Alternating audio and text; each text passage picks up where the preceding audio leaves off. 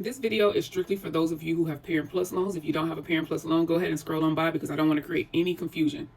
All right, now that we have cleared the room, let's talk about Parent Plus loans because we have a lot of key deadlines, a lot of key dates that are going to affect Parent Plus loan borrowers, especially those of you who have not consolidated your Parent Plus loans into a direct consolidation loan. Now, mind you, not everyone that has a Parent Plus loan is not necessary or actually required that you consolidate your loans. It just depends on what your potential or what your particular repayment goals are. But one way to know if your loans have already been consolidated is to log into the student aid, log into your student aid account. And based on the repayment plan that you're in, it'll tell you that is how you know if your loans have already been consolidated. Plus, it's also going to say direct consolidated plus loan. It'll show all of that in your account when you view the details. But if you're someone that's making your payments under income contingent repayment, that means you've already consolidated the loan. A lot of Parent Plus borrowers who were able to take advantage of the double consolidation loophole, you may also be in income-based repayment, pay as you earn, income contingent repayment. Some of you may even be in the SAVE plan. But if you are in the SAVE plan, that means that you need to come out of the SAVE plan and start looking into going into another repayment plan so that way you can start getting your credits towards discharge under that Parent Plus loans. Let's talk about those key dates that are coming up for those of you who have not consolidated your Parent Plus loans. So first off, what is reasons why you would consolidate a Parent Plus loans? One of which would be you want to get access to an income-driven repayment plan, meaning that you may potentially have a lower payment.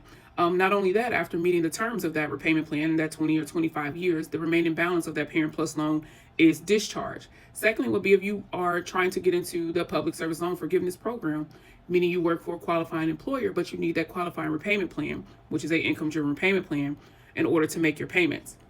Now, what the Department of Education is saying is that if you are a Parent Plus loan borrower and you have not consolidated your loans, you have until the 1st of July 2026 to get those loans consolidated in order for you to gain access to income-driven repayment, which would be the income-based repayment plan. So what they're saying is that if you consolidate the loan on or before the 1st of July 2026, then you will gain access to income-driven repayment. Now, of course, there's more to that.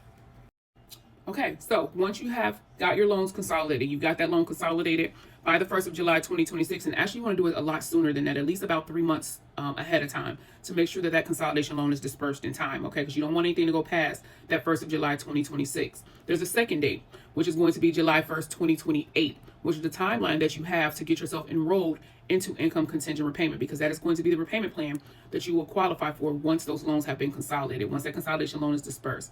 So once you get yourself enrolled in income contingent repayment and make one full payment under income contingent repayment, what happens next is that you're now eligible for when the changes happen with the One Big Beautiful Bill Act. What's going to happen for Parent Plus loan borrowers is that they'll now be, as long as you get that loan consolidated by the 1st of July 2026 and also enroll into income contingent repayment by July 1st, 2028, that makes you eligible for income-based repayment once things switch around, okay?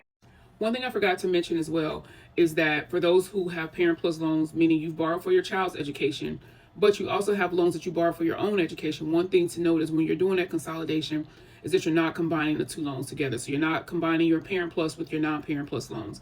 Because what happens is there's restrictions when it comes to how you repay Parent Plus loans.